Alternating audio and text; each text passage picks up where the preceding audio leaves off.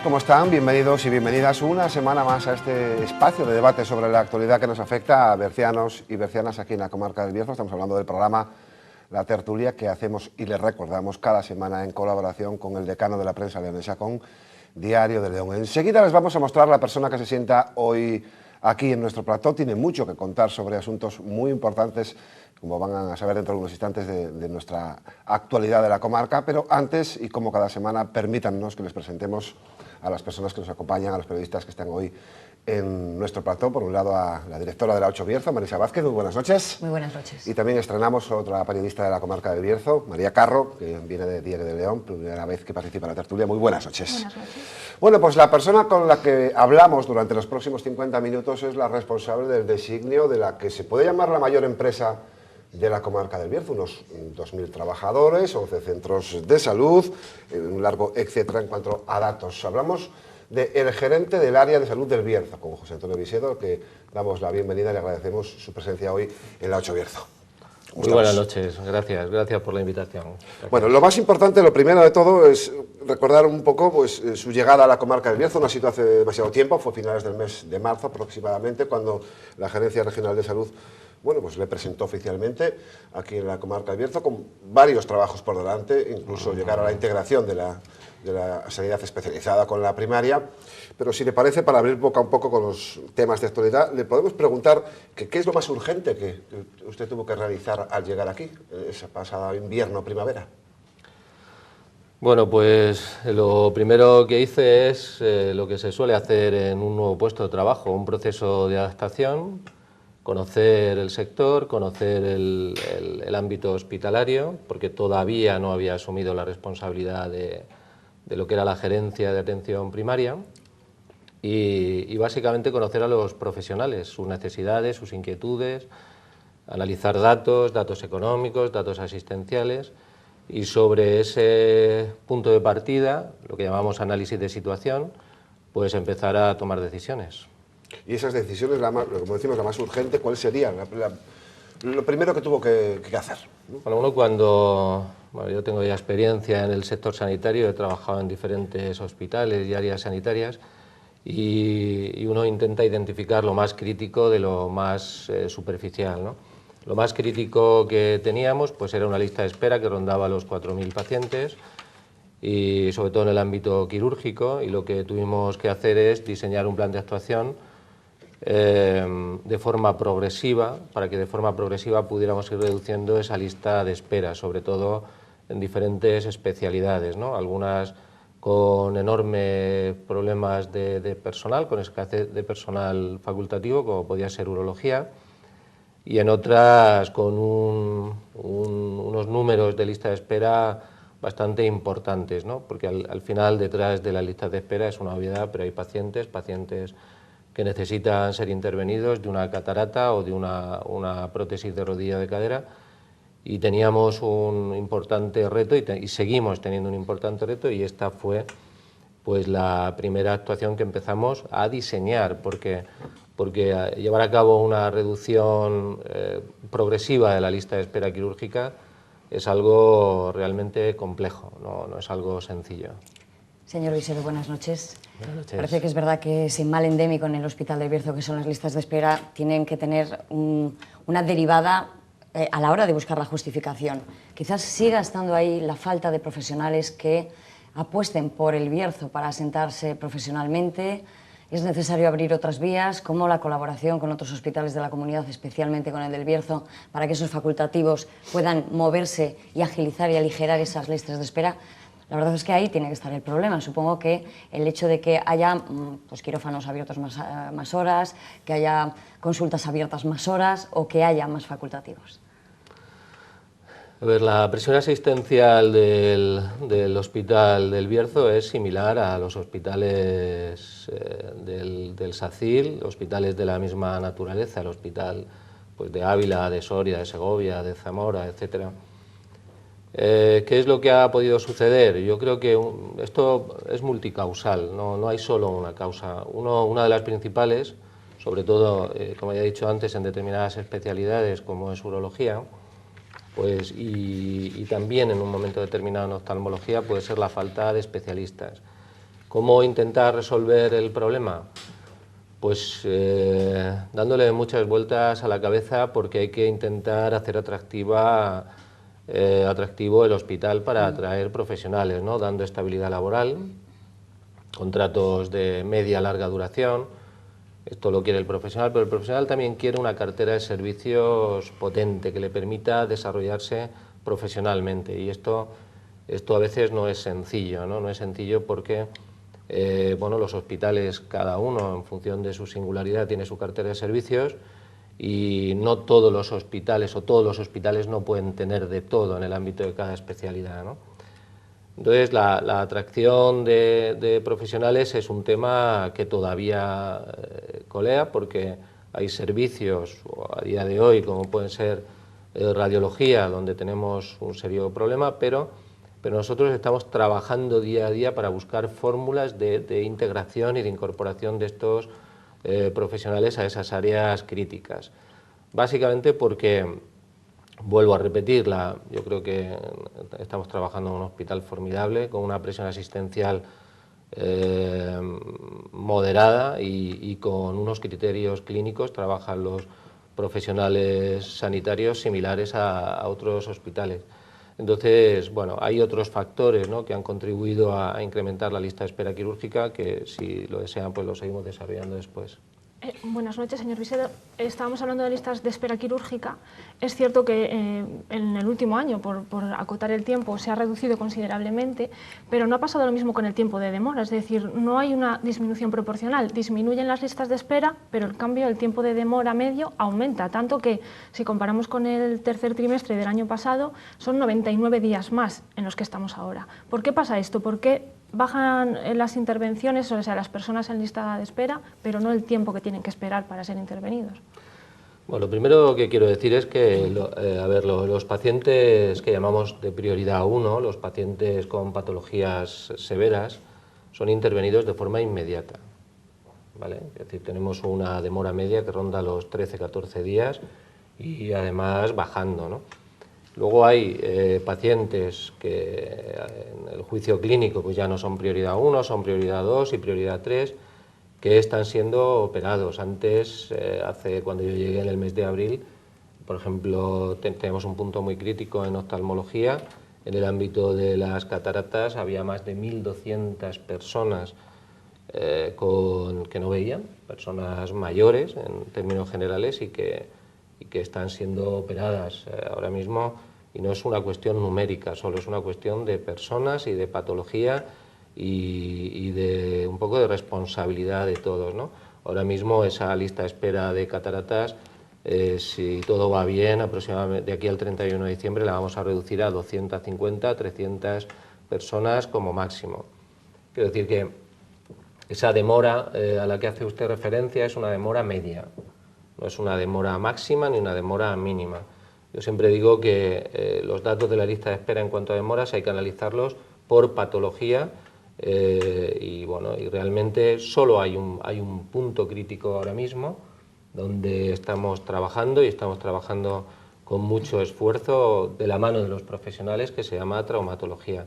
Pero analizar demoras medias pues es un dato más, porque la demora media es la media de todas las demoras de todas las especialidades, ¿no?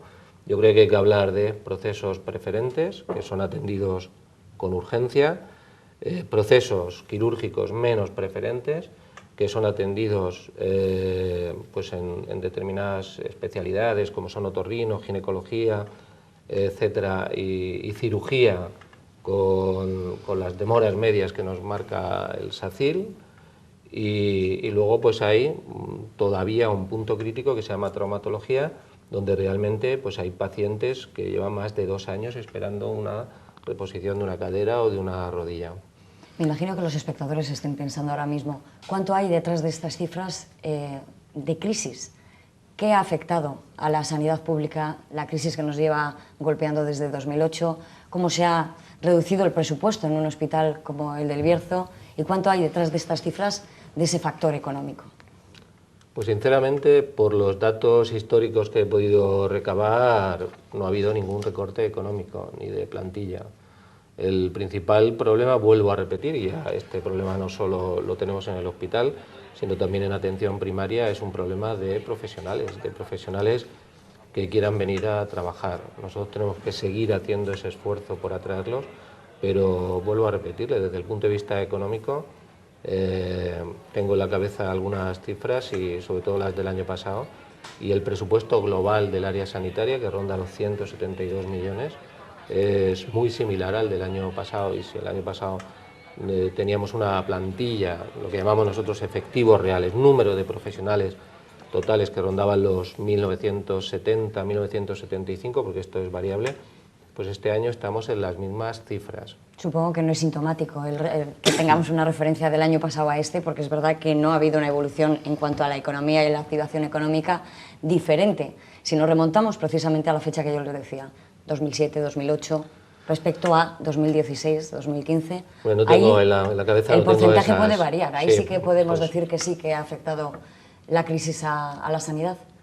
Pues podría ser, no tengo los datos económicos en la cabeza del año 2007, 2008, esa información no la tengo, pero bueno, fruto de esta situación de crisis y la necesidad de ajustar nuestra cuenta de resultados a los parámetros que marca Bruselas, se tomaron medidas que repercutieron en la retribución de los profesionales. Y fueron medidas duras, ¿no? Reducciones de pagas extras, incremento del número de horas de trabajo, etcétera. Y eso, desde el punto de vista económico, es un dato objetivo, o sea, baja el presupuesto, pero al final lo que hay que analizar es el número de profesionales que diariamente trabajan en el área sanitaria, ya sea en un equipo de atención primaria o en el hospital, y yo no tengo información de que haya habido una reducción en ese sentido.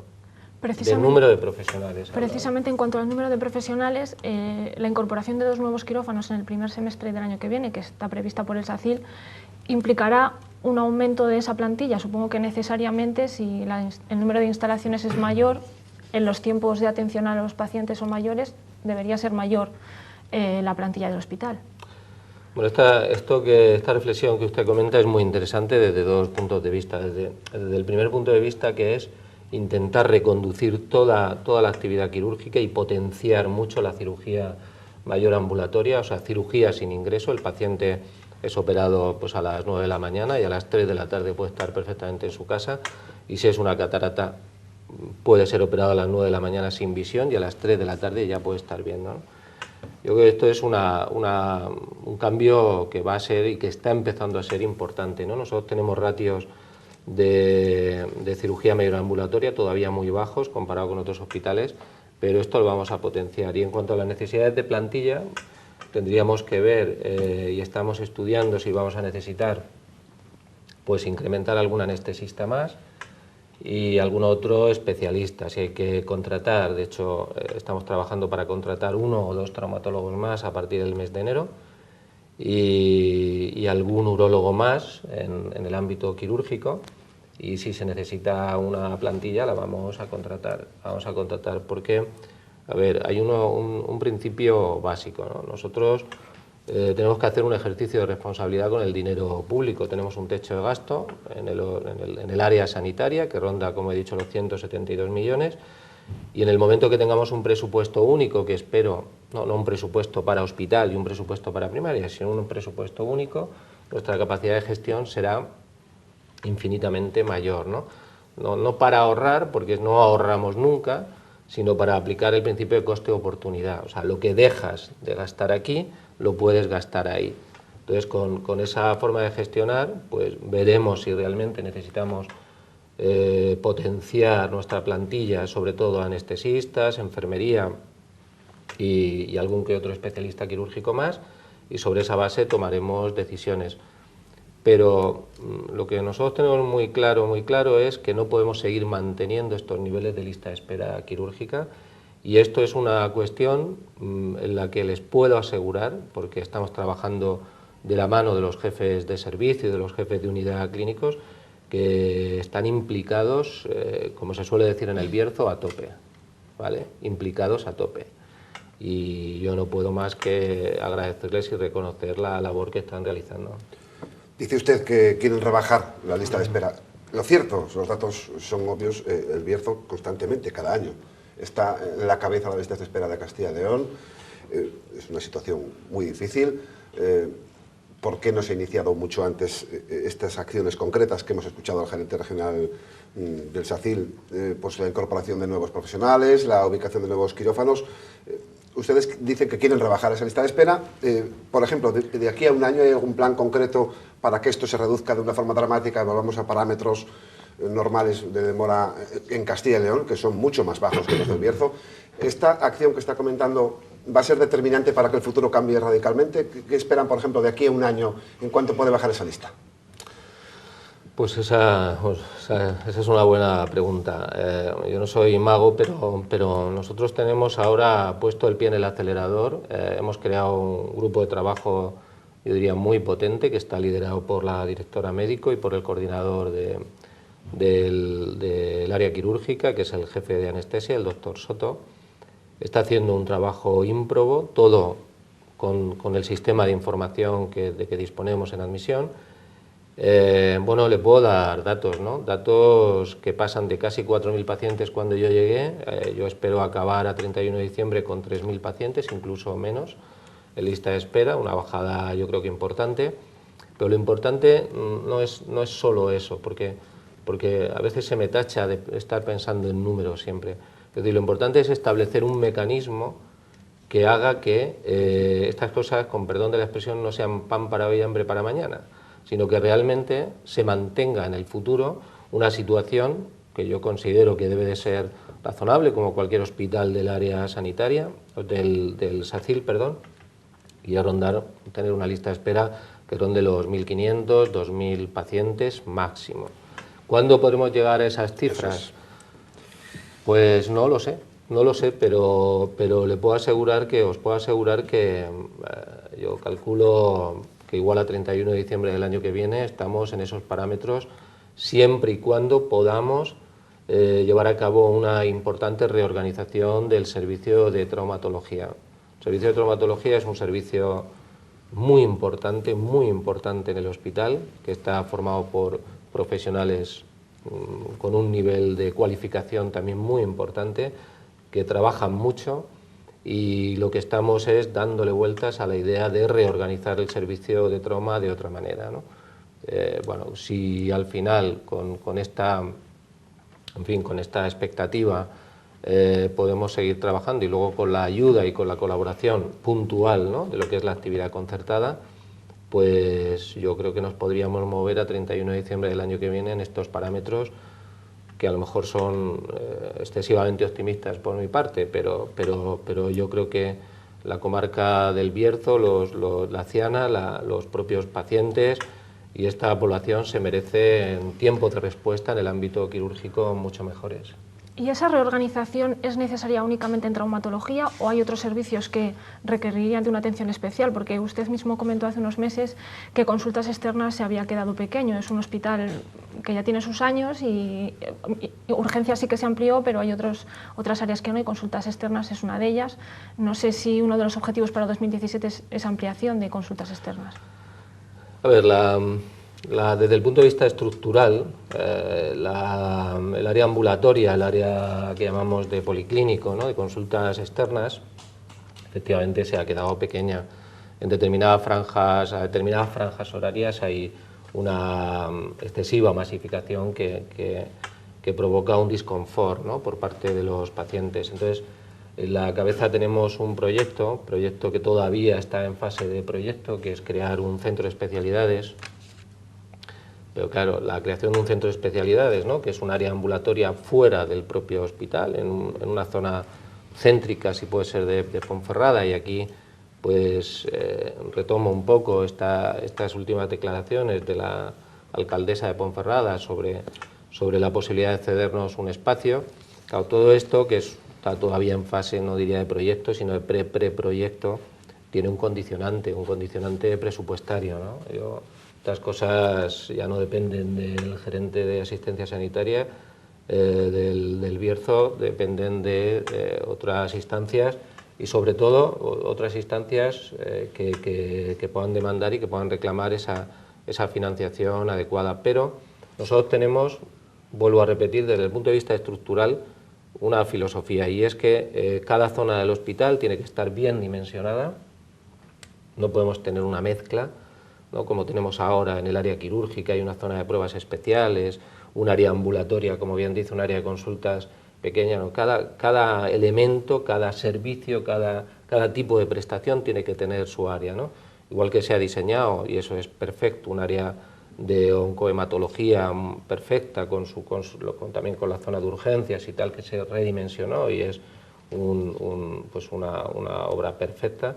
Nosotros tenemos que volver a reubicar la zona de pruebas especiales en otro sitio, toda la zona de gastroscopias, colonoscopias, etcétera, marcapasos, destinar esos espacios a bloque quirúrgico, porque esa es la zona natural, e intentar buscar una ampliación de ese área de consultas externas, que como primera actuación, la más ambiciosa puede ser la construcción de ese centro de especialidades, si las disponibilidades presupuestarias lo permiten, y la segunda actuación es aprovechar otros espacios que podemos tener en determinados centros de salud para reubicar consultas de especialistas, que además no estaría nada mal, ¿sabe? No estaría nada mal mezclar especialistas con médicos de familia, con pediatras de hospital, con pediatras de familia, trabajadoras sociales del hospital, con trabajadoras de primaria, porque al final el paciente es único, siempre digo lo mismo, el paciente es único,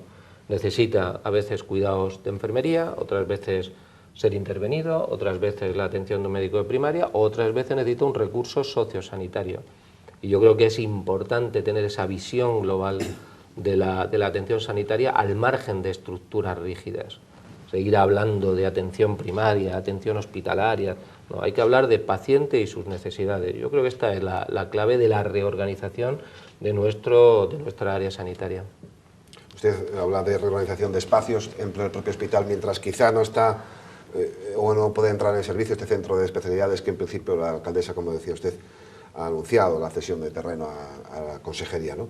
Habla de espacios y fíjese que ha generado tanta polémica en los últimos años, antes de llegar usted incluso, el cierre temporal, intermitente, que no entienden los sindicatos, trasladan a la opinión pública esta idea y también se produce una actuación un poco beligerante por parte de la población con lo de cerrar la planta segunda vez. Habla usted de traumatología, hay que reorganizarlo, precisamente esta planta tiene una relación directa, tiene con preoperatorio y posoperatorio de traumatología, nos comentan. Siguen insistiendo desde el ámbito sindical de la sanidad que no comprenden por qué no está constantemente abierta, porque hay momentos en los que se cierra, que se habla de reducción de costes en la sanidad por la crisis económica, ajustar, optimizar, y después esta planta está cerrada, pero se están concertando intervenciones fuera con el sobrecoste que supone. ¿Cuál es la explicación para que esta planta, que en principio estaba siempre abierta, haya tenido que llegar a medio cerrarse? ¿Cuál es la explicación clara para la población? Bueno, este es un tema manido ya. Yo llevo 8 meses trabajando en el entorno sanitario vuelvo a hablar de camas hospitalarias y vuelvo otra vez con el mismo argumento. Yo creo que es algo ya muy superado en el sector hospitalario. O sea, lo que hay que hablar es de paciente, de su atención, de potenciar los hospitales de día, potenciar áreas de hospitalización a domicilio, potenciar CMA. O sea, el paciente y sus familiares no quieren estar en el hospital. Esto es así, esto es ley de vida. Y potenciar lo que es la cirugía con hospitalización, procesos con hospitalización, pues eso es algo anticuado, ¿no? Quiero decir que...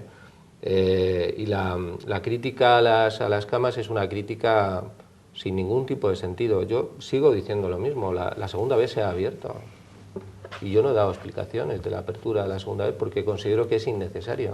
Y la segunda vez se cierra, es igual que el área de pediatría. Nosotros tenemos 36 camas a disposición del área de pediatría para los niños de la comarca y lo importante es que no haya ninguno. Básicamente que no haya ningún niño, esto es lo importante. Pero si hoy, que no sé los niños que tenemos 8, ¿eso significa que las otras 20 y tantas camas están cerradas? No, no están cerradas, están abiertas, están operativas. Hoy no sé si la segunda vez está abierta o cerrada, no lo sé, igual está abierta, ¿eh? Igual es que no lo sé, porque esto no es para mí ninguna preocupación, porque es un recurso que está a disposición de nuestros profesionales, como siempre digo, y de nuestros pacientes.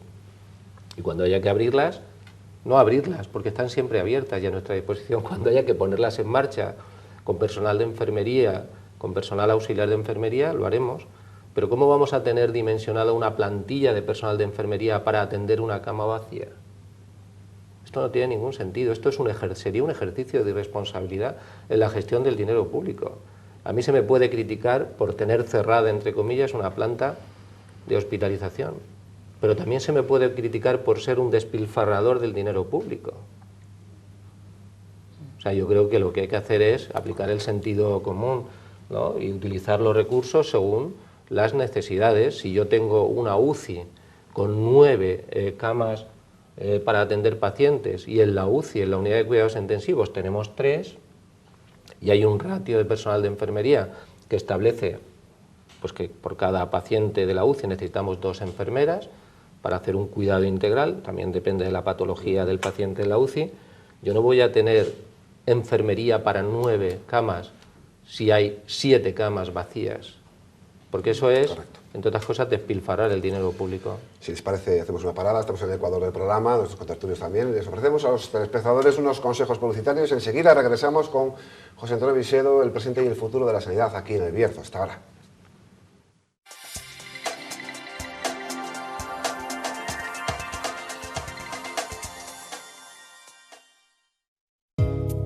Joyería Cesario Gómez, en la calle Dr. Fleming 14. Relojes de todas las marcas, joyas, platería y la mayor selección en trofeos deportivos. Cesario Gómez, con la calidad de siempre.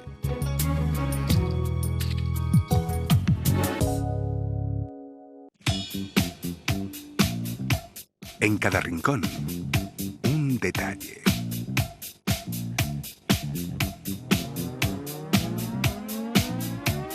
Con cada detalle, la vida más fácil.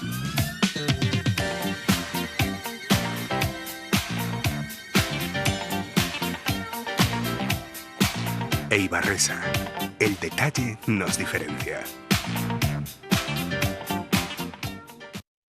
En 2015 cumplimos 50 años y por eso queremos explicarte por qué somos tu óptica de siempre en Ponferrada.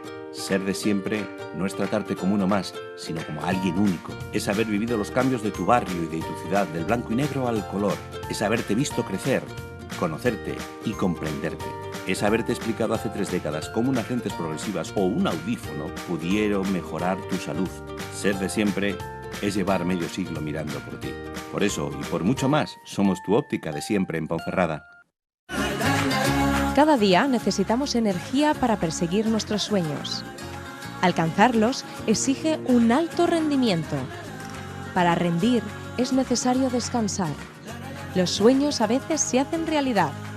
Colchón VIP, tu sueño está aquí.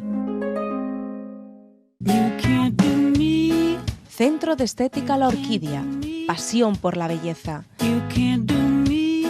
Alta cosmética natural y médica. Tratamientos unisex.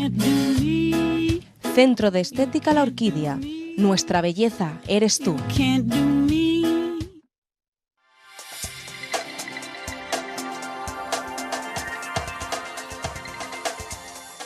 Seguimos en la tertulia con José Antonio Visedo, el responsable de toda la sanidad, tanto la atención primaria como la especializada aquí en la comarca del Bierzo, que ya nos ha dejado algún titular importante de esas preocupaciones que tiene la población de la comarca con la posible reducción, a la mitad prácticamente dentro de un año de las necesidades de intervenciones quirúrgicas en la comarca berciana.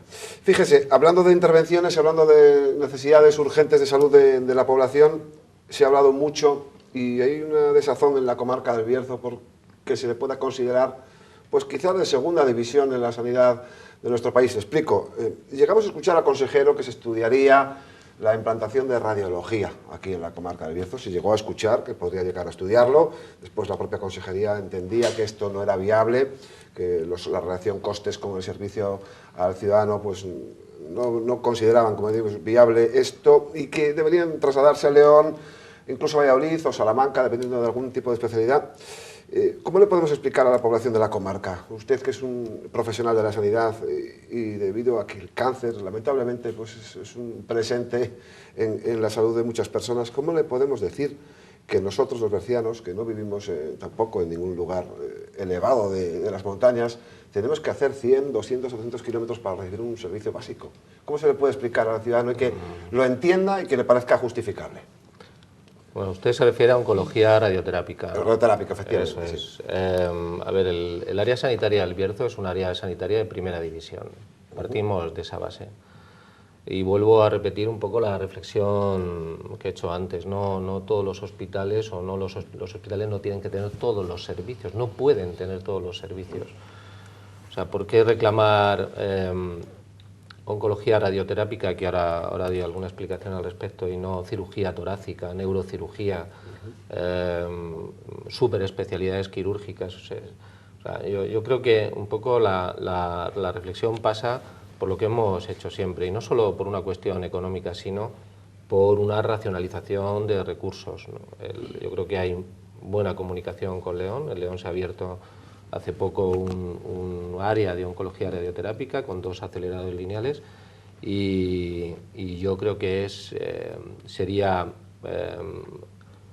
ineficiente la puesta en marcha de este área dentro del hospital, porque nosotros tenemos una media de 280 a 290 pacientes y estos 280 a 290 pacientes pues podrían ser tratados en un acelerador lineal, pero las normas y las reglas científicas en este ámbito lo que exigen son áreas de oncología radioterápica con dos aceleradores lineales, ¿no?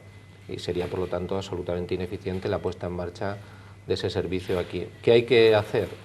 Pues lo que hay que hacer básicamente es lo que se está haciendo por parte de la Consejería y por parte del SACIL, y es diseñar un plan de actuación para mejorar el confort, para mejorar los tiempos de respuesta y para que un paciente, desde que sale de su domicilio hasta que vuelva a su domicilio, pues no esté más de 4 horas ni esperando el tratamiento, ni en viaje, ni nada de esto, ¿no? Esto se está organizando a través de la figura de una enfermera gestora de casos en el ámbito de oncología radioterápica, que es la que va a coordinar todas estas cuestiones, va a analizar casi toda la trazabilidad, la ubicación del paciente desde su domicilio, dónde va a ser realizada la prueba y el regreso a su casa. Yo creo que ahí sí hay una labor que realizar.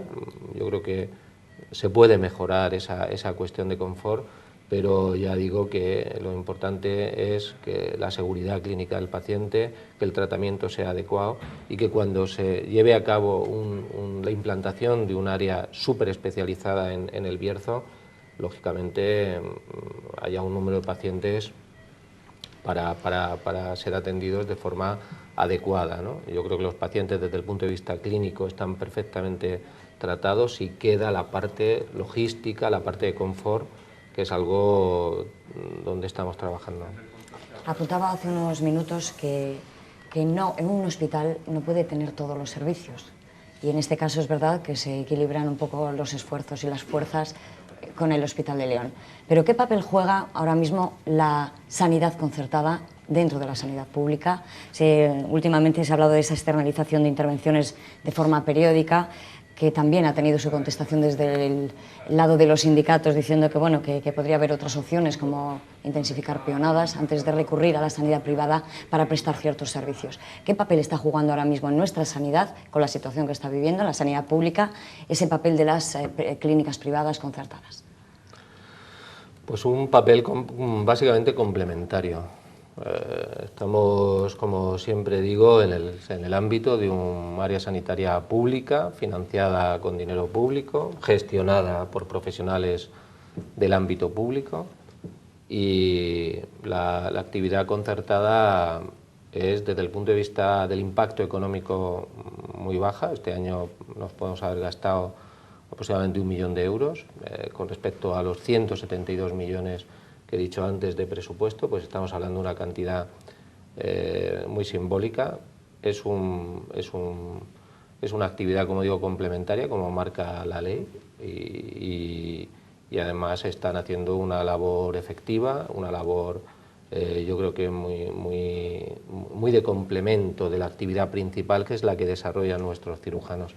Ahí es donde estamos haciendo nosotros mayor incidencia, ¿no? Nosotros tenemos un acuerdo marco elaborado por el SACIL y tenemos concertadas pues 2 clínicas en Ponferrada para realizar básicamente actividades de traumatología y de oftalmología y algo de radiología también, y lo hacen con criterios técnicos, con criterios de seguridad, y son empresas que tienen todas las autorizaciones, registros de establecimientos sanitarios, licencias oportunas, y son empresas absolutamente legales. Pero ya digo, es una actividad complementaria y casi anecdótica. ¿En qué porcentaje, en qué ratio estamos en cuanto a intervenciones? ¿Cuántas asume la concertada y cuántas son el global? ¿Qué porcentaje está asumiendo ahora mismo la sanidad privada? Tendría que mirar el dato, pero no creo que más de un 10% del total de las intervenciones quirúrgicas. A ver, el ámbito de la lista de espera es un ámbito tan flexible y tan movible, por utilizar esa mala expresión, ¿no? Es decir, el hecho de los cirujanos están permanentemente indicando intervenciones quirúrgicas y permanentemente operando. Quiero decir que la lista de espera no es algo estático, ¿no?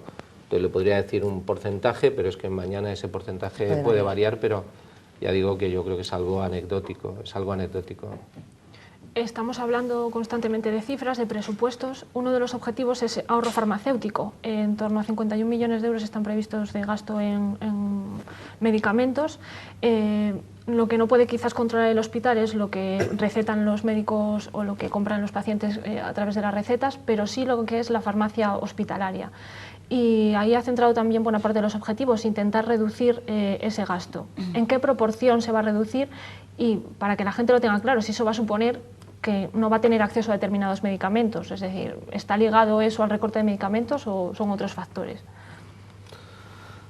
A ver si sé esquematizarlo. El gasto farmacéutico del área sanitaria tiene por un lado lo que es el gasto en la farmacia del hospital, que ronda aproximadamente los 21 millones de euros, y bueno, lo que ha habido es un incremento de gasto con respecto al año pasado en productos farmacéuticos hospitalarios de un 4% aproximadamente. No ha habido una reducción, no ha habido un recorte en el gasto farmacéutico. Es la incorporación de nuevos fármacos llamados pues biosimilares o biológicos. Ha supuesto un incremento en el gasto en el tratamiento de determinadas patologías en el ámbito de la dermatología, neumología, psiquiatría, etcétera, y por eso en ese ámbito no hay recortes. Lo que ha sucedido es que hay una partida que es el tratamiento farmacológico de los pacientes de hepatitis C. Esa partida ha bajado el gasto porque estos medicamentos, que ya no tienen el carácter de exclusivos, han bajado de precio, básicamente por un tema de bajada de precio. Entonces el gasto hospitalario global pues va a bajar aproximadamente un 1,5, un 2%, ¿no? Esto es en cuanto al hospital. Luego tenemos otro presupuesto de gasto en receta, que se llama. Receta es pedida por médicos de familia, bueno, pediatras en el ámbito de la atención primaria, y el gasto en receta hospitalaria. Ahí, por desgracia, también llevamos otro incremento importante en el gasto. Y bueno, ahí tenemos que seguir trabajando con nuestros profesionales para hacer más eficiente la prescripción, ¿no? No es lo mismo utilizar una estatina determinada que otra, no es lo mismo utilizar un omeprazol que un pantoprazol, o no es lo mismo. Quiero decir que esa labor es una labor que estamos desarrollando con el área médica, con el área de farmacia de primaria, y yo insisto que no solo no hay recortes, ¿no?, concretamente en ese ámbito, sino que va a haber un incremento pequeño del gasto en farmacia de forma global. Pero no se ha marcado el objetivo de reducir ese gasto, porque usted mismo está diciendo que determinados medicamentos se puede reducir el coste utilizando otros. Es decir, uno de los objetivos para reducir presupuesto, quizás destinar esa partida a otras acciones, no sería reducir ese gasto farmacéutico. Nosotros, como en todas las partidas presupuestarias, tenemos un techo de gasto en farmacia y el objetivo es llegar a ese techo de gasto. Entonces, pues si son 51 millones y gastamos 52, hay que intentar llegar a 51 millones. ¿Cómo? Pues de la mano de los profesionales. Hay una importante inducción, por decirlo así, de la prescripción de atención hospitalaria a atención primaria, y lo que hay que analizar es el origen de ese incremento de gasto, ¿no?, que es lo que estamos viendo. Pero sí hay un objetivo no de reducción del gasto, sino de ajustar el gasto al techo de gasto que tenemos, ¿no? Uno tiene en su economía familiar, pues gana 2.000 euros y si se está gastando todos los meses 2.200 euros, pues llega un momento que tiene que pedir un préstamo. Y nosotros no queremos pedir préstamos. Vamos con más temas. Usted está hablando de reducción de gastos. Nos comentan también pues, gente por la calle que se habla de reducción de gastos en la sanidad española, que recuerdo haber dicho alguna vez que cuando la demanda es infinita, bueno, pues el gasto no es contenible, obviamente, ¿no? Y ustedes quieren atajar un poco esta situación, ¿no? Y en el caso del Hospital del Bierzo se habla incluso de recortes desde los sindicatos. Por ejemplo, el próximo día 6 hay un gran evento, ¿no? El abrazo del hospital se llama, ¿no? ¿Qué diferencia, ¿no?, entre lo que explican ustedes sobre la buena gestión que están realizando, el recorte, por ejemplo, de las personas que tienen que esperar para recibir una operación, y la beligerancia que hay en la calle? ¿Cómo podemos explicar al espectador esa disfunción que existe? Ustedes hablan de gran trabajo, de mejorarlo todo, algo que recibimos obviamente con un aplauso, y en cambio en la calle siguen diciendo que va para atrás, que va para atrás. ¿Cómo lo explicamos al espectador? ¿Qué ocurre con este debate sobre la sanidad en España, por ejemplo aquí en la comarca, ¿no?, en lo que nos atañe, ¿no? ¿Qué está ocurriendo? ¿Hay una disociación entre la política, la sanidad y el público? ¿O el usuario, en este caso? Pues partiendo de esa premisa, yo la única conclusión a la que puedo llegar es que igual nos falta comunicar lo que estamos haciendo, ¿no? Pues podemos tener un problema de comunicación. Quizá otras plataformas, otras asociaciones, pues hacen una labor proactiva de comunicación, a veces de falacias, a veces de cuestiones que no se ajustan a la realidad, que hay que, ¿no?, analizar con detalle, y puedo analizar con detalle cada una de ellas. Lo que pasa es que yo no trabajo para estar permanentemente contradiciendo pues a estas plataformas. Mi trabajo es mi trabajo y el de mi equipo es un trabajo que está basado en unos parámetros que marca la Consejería de Sanidad, que marca el SACIL, que marca nuestro conocimiento y nuestras habilidades, y para nosotros lo más importante pues son nuestros profesionales y son nuestros pacientes. Y aquí no todo va bien y hacemos las cosas mal de forma puntual, ¿vale? Hacemos una media de 1000 actos clínicos al día, y cuando uno hace tanta actividad de urgencias, de hospitalización, de quirúrgica, pruebas especiales, etcétera, pues puede que un 3%, un 2%, un 1% pues no se haga bien, ¿no? O sea, he dicho antes que hacemos las cosas mal, perdón, hacemos las cosas bien, rectifico, pero nos equivocamos puntualmente porque somos seres humanos.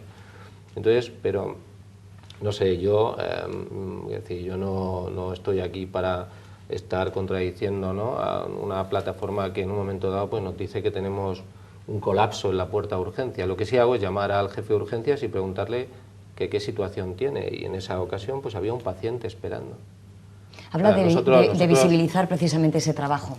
Parece que los medios de comunicación estamos siendo como la correa de transmisión de opiniones contradictorias. Yo no sé si han pensado alguna vez en sentarse, en hablar, en conciliar estos intereses, porque es verdad que los dimes y diretes comentan, no estoy para rectificar constantemente lo que salga en los medios respecto a la gestión del hospital. Pero ¿se ha sentado a hablar con los sindicatos en alguna ocasión en estos 8 meses para que pongan sobre la mesa sus reivindicaciones y concretar, en definitiva, cuáles son los problemas y dejar de utilizar a los medios precisamente como correa de transmisión? Bueno, yo no utilizo a los medios de comunicación para nada. Yo recibo llamadas de los medios e intento, la verdad, contar todo lo que estamos haciendo.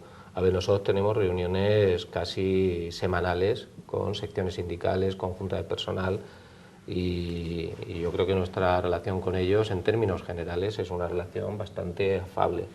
De hecho, una de las actuaciones que hemos llevado a cabo ha sido nombrar a una coordinadora o responsable en el ámbito de recursos humanos, porque estamos hablando pues, de un ámbito público con 2.000 trabajadores, con 2.000 profesionales. Cualquier empresa de servicios que tenga 2.000 trabajadores pues tiene un director de recursos humanos, y este responsable de recursos humanos va a ser el interlocutor entre los profesionales y las organizaciones sindicales. Pero a veces hay que preguntar, cuando hablamos de estas cuestiones sociales y tan sensibles, ¿no?, como es la sanidad, hay que preguntar al paciente, ese paciente que llevaba año y medio que no veía bien y ahora, después de una intervención pues que a lo mejor se realizó hace 3 semanas, pues ya ve perfectamente, ¿no? O sea, es que yo creo que la única manera de demostrar la valía profesional de alguien es con los resultados y es con el día a día del trabajo. Les puedo contar anécdotas que a veces causan risa, ¿no? Este fin de semana en un determinado Facebook aparece que el hospital, una noche, no sé si era la del sábado o la del viernes, estaba totalmente oscuro, aparece entonces claro, todo pues una serie de comentarios, ¿no?, criticando esa situación.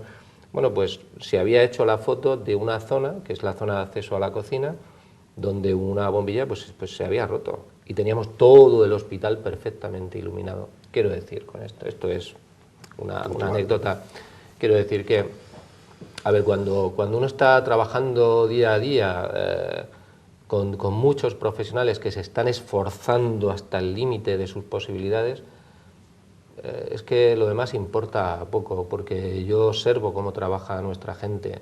O sea, nuestra gente, cuando yo llegué, nos pidió equipamiento. Querían ecocardiógrafos, querían ecógrafos, querían un equipo de potenciales evocados, querían tecnología. ¿Y qué hicimos? Pues fue luchar para conseguir 1.200.000 euros y pues todos tienen lo que nos han pedido. Que hay que seguir renovando el parque tecnológico, obviamente. Hemos comprado una lámpara de quirófano, hemos comprado una mesa de quirófano, hemos dotado perfectamente el área de anestesia. Pregunten a los profesionales y sobre todo a los pacientes, ¿no? Entonces, quiero decir, estas plataformas, ¿no?, que yo respeto cualquier iniciativa popular y social que se pueda crear, sobre todo si está basada en la verdad, ¿vale? O sea, decir públicamente que las mujeres mastectomizadas no tienen un seguimiento con ecografías y con mamografías, eso es una falacia, eso es una barbaridad. Y no solo eso, sino que además enfada a mis profesionales, a nuestros profesionales que están día a día haciendo un seguimiento a los pacientes. Decir que las terapias y el ámbito de la neumología la estamos privatizando, pues eso provoca enfado en nuestros profesionales. ¿No? Pregúntenle al jefe de neumología. Nosotros tenemos, y yo creo que esto es un hecho cierto, un lujo de sanidad en el ámbito del Bierzo, con profesionales muy cualificados, profesionales de enfermería, profesionales de gestión y servicio, médicos, una atención primaria que ayer me reclamaba, ¿no?, en una reunión que tuvimos de Consejo de Gestión, más integración, que querían hablar más con los profesionales, o sea, unas iniciativas de verdad que son fabulosas. Entonces lo demás, bueno, pues lo demás es tener a alguien, ¿no?, como esto suele suceder en la vida, que está permanentemente mirándote a ver dónde fallas. Claro que vamos a fallar, porque hacemos muchas cosas. Eso tiene un nombre que yo públicamente no lo voy a decir, pero lo importante de estas asociaciones y estas plataformas, que algunas de ellas han venido a verme, es hacer propuestas sensatas, propuestas de ayuda, de colaboración, de estar ahí, ¿vale? Y no estar planteando que estamos privatizando la sanidad pública. ¿Qué paciente ha ido a la puerta de urgencias con una tarjeta de crédito para pagar la prestación asistencial que recibe? O sea, esto, cuando nos vamos a una clínica privada, que lo hemos observado todos, no hay servicios de admisión, hay servicios de facturación. Pagas y luego te atienden. ¿En el Hospital del Bierzo pagas y luego te atienden? Obviamente no. Estamos hablando de un hospital público con unos profesionales muy cualificados, y yo por eso digo que, hombre, miro, porque uno no tiene más remedio que mirar las noticias, ¿no? pero a veces digo, mira, pues no sé, yo creo que esto no tiene ni pie ni cabeza. Pero entonces, ¿a qué cree que responde eso? Es decir, está hablando de que son falacias, que son mentiras. ¿De qué les sirve a esa parte que muchos dicen representar a los trabajadores mentir? ¿Qué pretenden conseguir? Claro, pero yo lo primero que hago con ustedes, ¿no?, es simplemente pedirles, y yo creo que son muy profesionales al respecto, es que contrasten las noticias, ¿no? Esto, porque muchas de ellas, no, ya vuelvo a repetir, no se ajustan a la realidad. Y luego esa pregunta que me hace, pues habría que hacérsela pues a estos señores. Yo no sé si tienen intereses realmente en potenciar la sanidad pública, o intereses más particulares, o intereses más personalistas, ¿no? Y yo siempre apelo, y un poco, si les parece bien, por cerrar este ámbito, porque apelo a la coherencia, ¿no? Cuando alguien lidera determinadas plataformas pro defensa de la sanidad pública, y al final en su entorno, ¿no?, hay mucha gente trabajando en la privada, pues hay una incoherencia, ¿vale? Simplemente lo dejo ahí. Bueno, pues estamos ya en la parte final de este tiempo para el debate con usted. No sé si hay alguna pregunta rápida, quedan 2 minutos. Yo simplemente quería preguntarle, porque nos hemos centrado mucho en el hospital y nos hemos olvidado de los centros de salud, ¿cuáles son a nivel esquemático los objetivos para 2017 con respecto, pues, a los centros y a los consultorios rurales? Bueno, pues básicamente... 2 minutos, señor Visedo. Sí, básicamente que tenemos que seguir potenciando lo que es la puerta de entrada de la asistencia sanitaria del paciente, lo que hasta ahora llamamos primaria y ahora llamamos lo que es una asistencia sanitaria integrada. Ayer me lo demandaban los coordinadores médicos y responsables de enfermería, y además con buen criterio. Nosotros lo que estamos haciendo, aparte de actuaciones puntuales, ¿no?, de coordinación y de integración, es elaborar un pequeño plan estratégico de integración de asistencia sanitaria, que ya lo presentaremos, para establecer las líneas de trabajo de nuestros profesionales de los centros de salud, con nuestros profesionales médicos. ¿Cómo vamos a seguir potenciando la atención primaria? Dándoles más capacidad resolutiva. El paciente que no deba de ser derivado no tiene que ser derivado. Y para eso necesitamos consultores en el ámbito de especializada, necesitamos protocolos clínicos consensuados entre médico de primaria y médico de especializada, no protocolos impuestos, sino protocolos consensuados. Necesitamos que hablen más, necesitamos que los médicos de familia vayan a las consultas del hospital y viceversa. Y necesitamos pues hablar de una única atención sanitaria, vuelvo a repetir, ¿no? En primaria, ¿qué he hecho? Aparte de darme una vuelta y hablar con todo el mundo y tener ya 2 consejos de gestión, pues estamos mejorando toda la parte logística, ¿no?, toda la parte de obras, etcétera. Y no quisiera terminar sin decir que hay 2 aspectos fundamentales que ya los tenemos integrados, como son el área de formación, investigación y docencia, y el área de calidad, ¿vale? Son áreas transversales para todo el área sanitaria, y estamos muy satisfechos de lo que hemos hecho hasta ahora en este sentido. Bueno, pues muchas gracias, señor Visedo, por venir a 8 Bierzo, contarnos, ¿no?, y además en unos días tan importantes, con ese abrazo al hospital previsto para el próximo 6 de diciembre. Despedimos a nuestros contertulios de hoy, a Marisa Vázquez, directora de la 8 Bierzo, María Carro, de Diario de León, y a ustedes esperamos que les haya servido para conocer la radiografía, nunca mejor dicho, de la sanidad en nuestra comarca, y les emplazamos para su próxima cita dentro de 7 días en la tertulia aquí en la 8 Bierzo. Hasta entonces.